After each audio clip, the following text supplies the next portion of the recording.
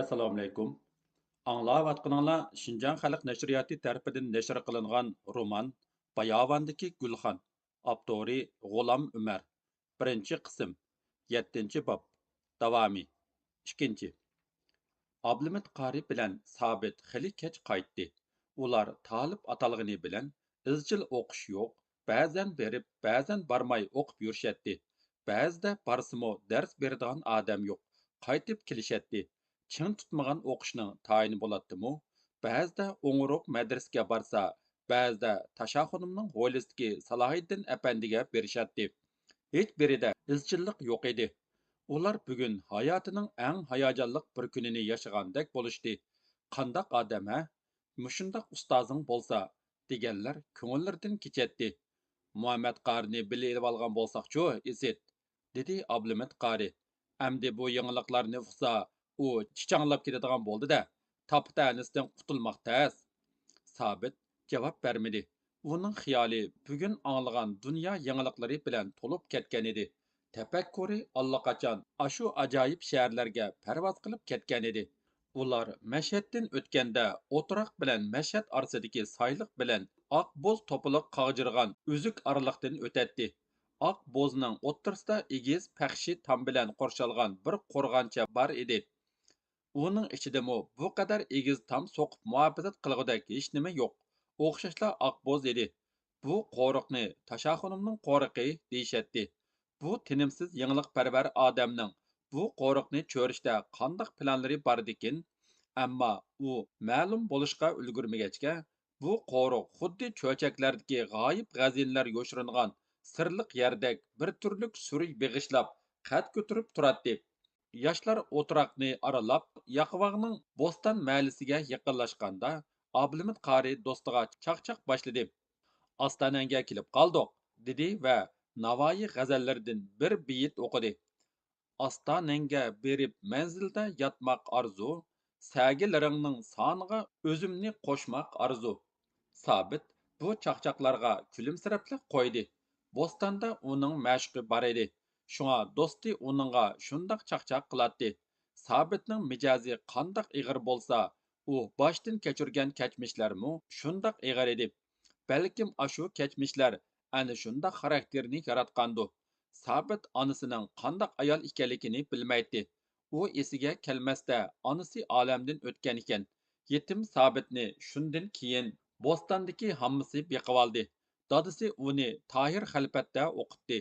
Keyin vaqvaqqa berib, tashaxunimning hovlisida Salohiddin apandidinmi dars oldi. Mushu jarayondami u yanada hammasining uyida turadi. Bu hol dadisi qazo qilganga qadar davom qildi. Buvay oxirgi yillarda kasalchan bo'lib qolgani uchun tartiga suv bergidek bir kishiga muhtoj bo'lib, Sabitning mirosiga sherik ko'paytmayman degan va'dasini buzib, urug' tuqqan yor birodarlarining salosi bilan bir tug'mas ayolga uylangan edi. Bu intayin hazozul xotin bo'lib, uning ajilini tiziltishdan boshqaga kerakka kelmadi. Buvay qazo qilish oldida qiyomatlik qarz bo'lib qolmasin deb, bu ayolning askiliklarini apu qilib, uningga loyiqida miros qoldirgan bo'lsa-mu, uning da'vosi tugmagan edi. Sabit yetimlikda chekkan riyozatlari oz kelgandek, amdi o'gay onasi bilan bo'lgan miros da'vosidan birmuncha ko'ngilsizlik tepib olgan edi. Shuning uchunmikin u texmo shuklab qolgan edi. Navoiyning divonni o'qib bo'ldingmi? Deb so'radi Ablimit qari do'stining diqqatini tortish uchun. Sabit bu so'zni xiyol ichida anglab, Navoiy degan ismga avu bog'larning temidan chiqib turgan chechakka purkangan shoxlarni birlashtirib o'yladi. Bog' ichra manga sochdi gul aqu qizil yaproq. Bahar puraqlariga to'y tomoshaning xushal xuramligiga to'lgan bu misralar uning ko'ngliga yo'riqliq baxsh etgandek bo'lib, xiyoldan bosh ko'tardi va do'stiga qarab boshlang'ich qo'ydi. O'qib bo'lgan bo'lsang, Divan Zalilini o'qig'in. Kechda uyingga olg'il kiraman. Almashtirib o'qiyli. Akamning ketida biz ko'rmagan kitoblar tex nurg'un. Toyir Xalfatning 8 ko'zlik bir katta liq kitbi bor deyishganini anglamapmiding?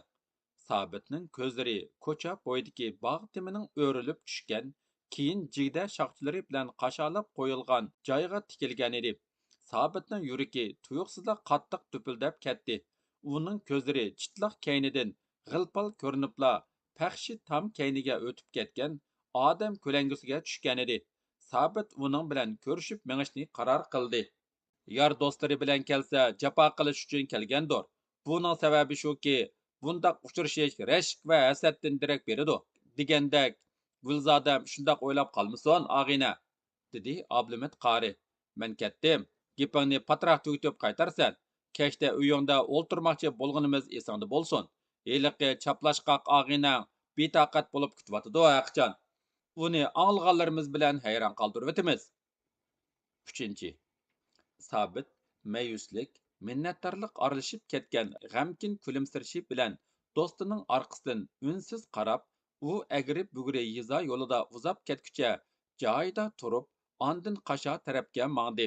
Ko'chada turib, qiz bilan so'zlashish beyab edi. Shunga uyoq bu yoqqa qarab o'tib, chaqqonlik bilan qashadan otlab o'tib, bog' ichidagi ko'kirishga boshlagan bedilikka tushdi va cho'nqur bir tinib olib, tam tuvida putining uchiga qarab turgan 15-16 yoshlardagi bo'yalgan mata ko'ynak, putiga nimkash kun o'tuk kiygan vichikkina qizga havaslanib qaradi. Qiz tamga orqasini qilib, bir xil holatini saqlab turaverdi. Gugum pardasi koinotga etak yepayotgan bo'lsa-mu, Sabit ma'shuqining tangdoshsiz go'zalligini butun badani bilan ko'rib turgandek edi. Uning ashu qiziqish, so'yinish va hayajon aralashib ketgan qarshida ajoyib mastonalik bilinib turadi. Ashu taqlidda bir necha sekundlar turgan bo'lsa-mu, mushu sukutda o'tgan bir lahza uningga bir umrdek uzun bilinib ketdi. Arqadan o'zining qo'pol bastiga munosib kelmaydigan bir xil nozuklik bilan hayajonga to'lgan titrangan ovozda Gulzoda deb xitob qildi. Bu ovoz hiliqi oddiy tog' gulining vujudini titratibatdi. Keldingizmi? Bu yerdan qarab turibdi ekansan. Baya o'giziga tizak yayg'ili chiqqan edim. Yo'lga qarasam, Ablimit qarikan bilan o'tib ketyapti ekansiz. Yansa deb pat-pat qarab turgan edim. Biz bu yamatga nazarga borgan to'q. Sabit to'xtab qoldi. Hamma gapni uningga so'zlab berish hojatsiz deb qaradi. Uning ustiga qizning oldida aplashtirib so'zlayolmasligidan ansiradi. Ularning uchrashishlari hamisha shundoq bo'ladi.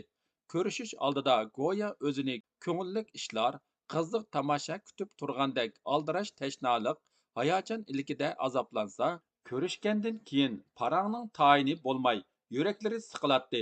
Shunisi texmo qiziq ediki, ularning orasida hozirgacha muhabbat haqida so'z bo'lmagan edi.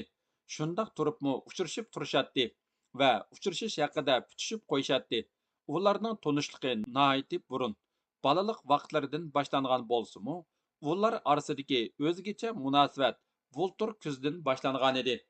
Sabit hammasi bilan billa turishga boshlagandan tartibla ular billa o'ynaydi. Sabitning hammasi bilan Gulzodlar qo'shni edi. Har ikkisi onasiz yetimlar edi. Gulzoda o'gay onasidan tayoq yesila bu uyga kiratdi. Faqat mushu uydala tasalliga erishadi. Sabit uningdan 3 yoshcha cho'ng edi. Uning ustiga u kuchlik, qobil bola bo'lg'achqa hamisha qizga yordam qilib turadi. Keyin ular jangalda uloq boqdi, billa tizak terishdi. Ular to'la urushib qoladi, lekin birdamdan keyinla buni unutib qilishadi. Keyin Sabitni maktabga berdi.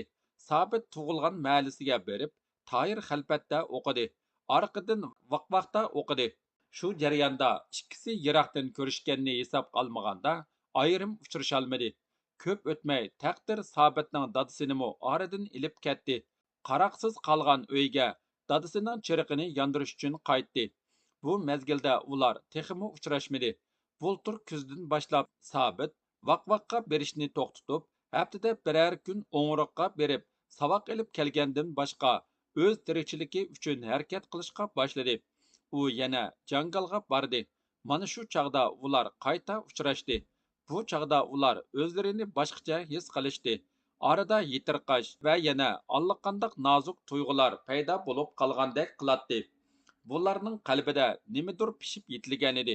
Gulzoda Sabitni sizlab gap qilishga boshladi. Chunki ayol kishi er kishini shundoq otishi kerak edi.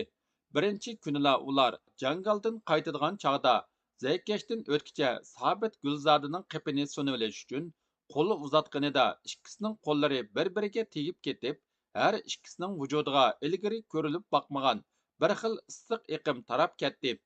Burun ular hamisha degidek surkishib yursimu, bundaq sezim bo'lmagan edi. Mana shu ish ularning keyingi munosabatlarining boshlanishi bo'lib qoldi. Ammo ular uchrashganda yurak so'zlarini to'kishib, sig'inishlari, tushlari, xiyollari haqida so'zlashib ketmaydi. Unsiz sukut ichida turib, oxirida xo'shlashatdi. Xafa bo'lmang, heliqi Hazazulning ahontiga qolmay yana. Sabit uning o'gay onasidan qo'rqayotganligini tushunib, uni qiyin ahvolda qoldirmaslik uchun yo'q, nimaga xafa bo'lman, kirib ketaver, dedi xo'shlashib.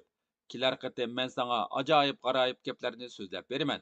Da'vatdi u sodda odamlarga xos xususiyat bilan qo'zqirgini yo'shirolmay. Ajoyib gap? Ha, bugun bu yamatga berib apandimdan anglab keldik. Hamisha xijil bo'lgandek burnining uchi terlab turadi.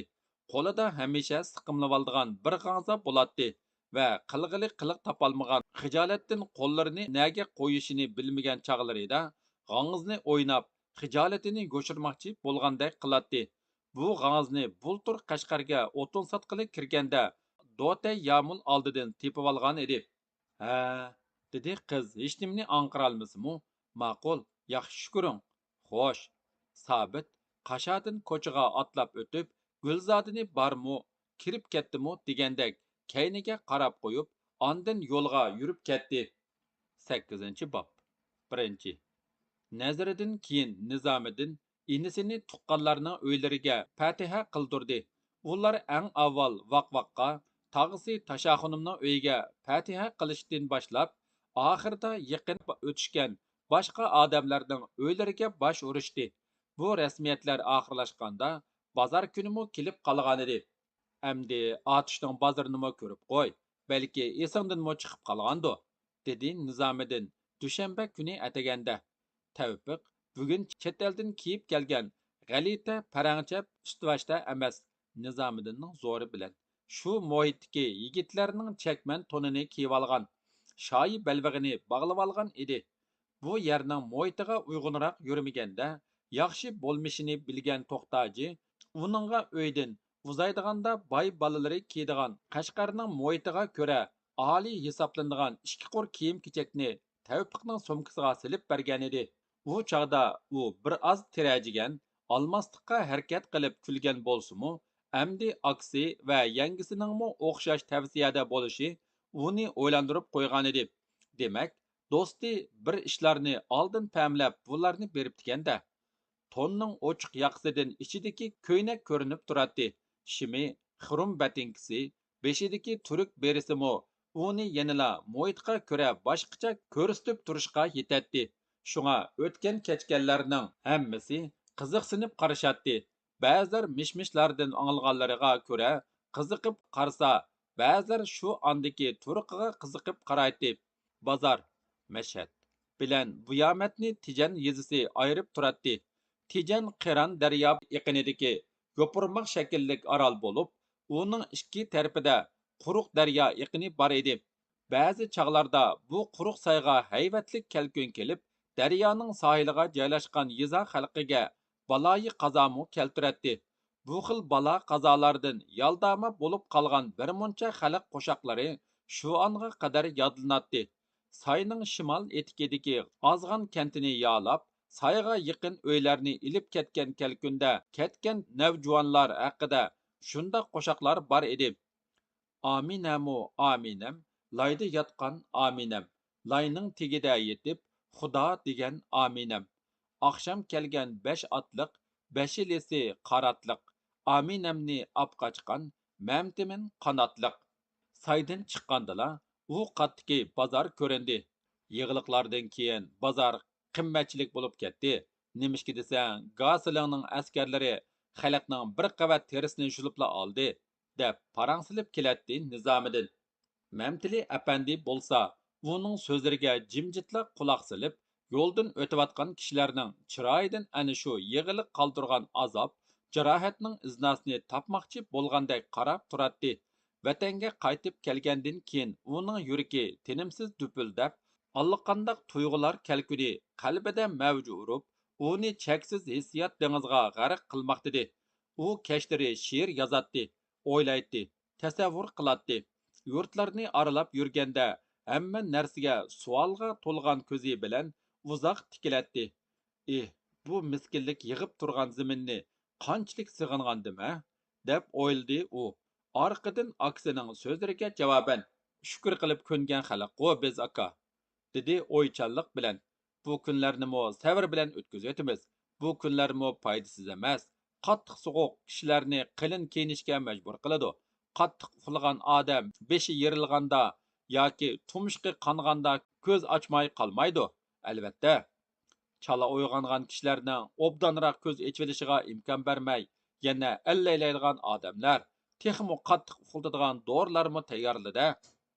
Aka, eng yo'g'on qapazdagi imkoniyatmi faqat qapazga tushliqlar bo'ladi.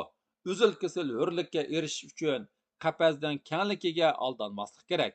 Qapazni sundirib, gulzorlar uchun qasha yasash kerak. Turkiyadagi islohotni olgansiz, ana shundoq ham hukmron guruhni ham jaholatlik muhitni yimirvatmagicha birisi yana birisini paydo qilib, bezang chivin bilan paskini muhitdek davr qilaverdi. Türklarda mundaq bir tamsil bor. Jami yıkılmaş ama mihrabi yerinde. Ani shundaq qo'zg'olon qildik degan bilan ong bo'lmag'achqa jamani yiqitibatgan bilan mihrabi joyida turaverdi-da. Shunga jamanimi, mihrabnimi yiqitib, hammani qaytadan yasab chiqish kerak. Eng muhimi uyg'ongan ongning bo'lishi. Qora g'azab degan yirtqichnimi bo'ladi. Ular paranglashib bozorga kelib qoldi. Ular avval Mashhadga kirib, Hazrat Sultan jamasini, Sultan Sutuq qabrisini ziyorat qildi. Ularning ziyorati oxirlashganda vaqt tushga tayin bo'lib qolgan edi. Nizomiddin g'izolanib, ondan birdam aylanishni taklif qildi. Ikkisi yana soy bo'yidagi bozorga keldi. Sharqning jimi bozorlaridagiga o'xshash, Atush bozorimi o'zgacha milliy aloyidlikka ega mahsulotlar, chet el mollari, Jungu tovarlari, Xotanning yipak to'qilmalari bilan to'lgan bo'lib, setiqchilar dunyodagi jimi yaxshi sifatlar bilan o'z milini maqtab, chuqon silib turadi. Bozorda umumiy tartibsizlik hukm suratdi. Mig'mig' bozorda pat-patla jidallashayotganlarni uchratqilib bo'ladi. Bozorliqlar hamisha ushuqliq, jidalxo'rlik bilan yiroq yaqindan kelganlarni bo'zaq qilishga tirishadi. Sirtdan kelganlarmi bozorliq bilan bir yeri so'kishib ketishdan hazar aylaydi. Chunki hamma odam ularning xuy payligini bilgachga, budishqoqlarni yamashtirib olgandan ko'ra, sening rost deb qutlug'inim yaxshiroq deb o'ylashadi. Bashkiram, Fayzvat qatorliq yiroq joylardan emas, Atush tavallikidagi boshqa kentlardan bir narsa sotqili kelgan bechoralarningmi melini o'z arki bo'yicha setish imkoniyati yo'q edi. Bozorliqlar beshamlik bilan urushib, arzon elib o'zlari sotadi. Ular qarshi taraf mendan qo'rqdi deb o'ylaydi. Go'yo eng yovuz dushmanini yengib olgandek, g'alaba iftixori bilan go'kirib ketadi. Bu kishilarning nadonligi, ongsizligi o'zlari urushayotgan, urayotgan kishilarning yanala bir daryoning suyini ichadigan qarindoshlari ekanligini bilishga imkon bermaydi. Yurtlar ara o'chmanlik, ishonmaslik cho'nqur yiltiz tartib ketgan bo'lib, bundaq o'chmanlik ularning ko'z oldini pardalab, ularning haqiqiy dushmanlarini to'nib olishga koshlab bo'ladi. Xalqning inoqsiz bo'lishini xohlaydigan hukmronlar bundaq ushuq novchilardan to'liq unumlik foydalanadi. Bu inoqlikni buzg'uchi qurolni qo'g'daydi, asraydi, daydayga soladi. Shulardan gunoh o'tsimi so'ramaydi. Har qanday yo'lsizlik qilsimi, ularga gunoh qo'yilmag'achqa, boshqalarning ulardan hazar aylamay iloji yo'q edi. Bozorning bir do'qmishda Rahmon oshiq o'tgan kechganlarga qarab, bir o'ngdan, bir so'ldan so'zlayotadi. Har qaysingni mushunchlik odam qilib qo'ydim, bo'lmasa niningni tepib yeyisholmaysan. Amdi meni ko'zingga ilishmaysan. Men kim? Hammangning otasi. Har bir yurtdan 7 dan odam bo'g'izga suvga chiqinglar. Chiqmaganlarga suv yo'q. Qani shu chaqda suv deb biqisha, ketman bilan solaman. Atishning bozori ancha cho'ng emas. birdamdila bir chetiga berib qoladigan bu kichikkina bozor birla cho'rgilsa tugab qoladigan bozorchaq bo'lg'achqa tonish bilishlar uchrab turadi. Qaqas soy bo'yda bo'lg'achqa to'pa chang to'zib turgandan tashqari ovozlarmi muhit tarafidan shumurilmaydi. Shunga bir-biriga qo'shilib ketgan umumiy shavqin uzoqlarga ketadi. Yip bozoridagi ayollarning ovozi bilan do'ppa bozordagilarning tovlashlari birikib ketsa, Navoy bilan Samspazning ovozimi bir kishininkidek ishtiladi. Faqat umumiy shavqin ichida Rahman oshiqning olajuqi so'zlari ro'shan bilinib turadi. Sayga shundoq bir salab keludiki, hammangning setayotgan narsalaringni eqitib ketidi. Qaysingning kuchi yetidi? Xudoning ishi shundoq. Har bir yurt menga 4 dan erkak beringlar. Shuni o'zim yoqlab beray. Qandoq deysizlar? Saqli bo'lsa erkak bo'lmaydi. Bel bog'lagan bilan er emas, chosh targan bilan xotin debdikan. Iting bakmo chiroyli Abduqodir emasmi? Oy tutilmas debdimiz, kun tutilmas debdimiz. Damollamga da yüzler qasd qilolmas debdimiz. Jinning gipini qilsa jin keladi degandek damollamning g'azilini o'qiyotsa mayardinmi molla o'lmalar kelib qoldi-ku. Xo'sh, taqsir. Rahman so'zlayotgan tarafdan rost degandek yangdek yo'g'on sallalarni yo'gigan bir nechalan va ularning orqasidan bir muncha soliklar Hazrat Sulton jamasi tarafga qarab kelyotadi. Ularning ichidagi bestlik, qo'yuq soqolliq, ko'zlarida qarilarga xos bo'lmagan o'tkir nur chaqnab turgan birisi salofat bilan keladi. Uning o'zini tutishlarida, qarashlarida bir xil mag'rurlik, faqat orzuliq cho'ng bo'lgan tug'ma hukmronlardila bo'ladigan xususiyatlar ifodalanib turadi. Uning yanida ancha muncha xushomadchilik qo'lidan keldiganligi, o'rnini topsa, katvalliqnimi voyaga yetkazib qiloladiganligi bilinib turgan yana bir hurmatli shaxs keladi. Nizomiddin ular o'tib ketkicha kapsiz bolaga hizi bo'lgandek inisining yangidan tartib yo'lning chetigirak surilib qo'l bog'lab hurmat ehtirom bilan turdi. Ular o'tib ketgandan keyin Tavfiq ta'xirsiz so'radi. Kimlar u? Ko'zi chaqnab turadigini qozi Abul Hojim. Uni yana Abul shaytonmi deyishidi. Bundan boshqami bir muncha laqamlari bor ekan. Shu laqamlar bekor qo'yilmagan bo'lsa kerak. Laqamni Xizr qo'ydi degan gap bor emasmi? Abul Xitoy, Abul Zinaxor degandek. Uning qishidagi Kenja Qozoxunum, orqasidagilar ularning ixlosmanlari. Ular namoz asrini o'qish uchun masjidga mangdigo deyman, dedi Nizomiddin. Erke o'rgangan odamligi mana men deb turdi. Shundoqroq, u og'izdan chiqqan so'zni rost qilishga o'rganib qolgan tarsa odam. Nizomiddin sal jim turgandan keyin, bo'lmasa bizmi namoz asrini as sultonimda o'qib olmaylimi, dedi. Ular qozilarning orqasidan jamiga qarab mandi. Namozda hurmatli qozi o'limalar mihrab tarafda bo'lg'achqa Tavfiq ularni ko'rolmadi. Qaytib chiqqandan keyin chaqnab turgan harakatchan ko'zlar bilan murakkab ifodali ko'zlarni yana bir qatim uchratdi. Bu chog'da Abul Hojim Kenji Qozoxunimni boshlab uyi tarafga mang'an edi. Mamtili apandi bu mag'rur va mutakabbir kishilarning faqat to'xti zununga iltifot bilan salom qilganligini ko'rib turdi. Davomi bor.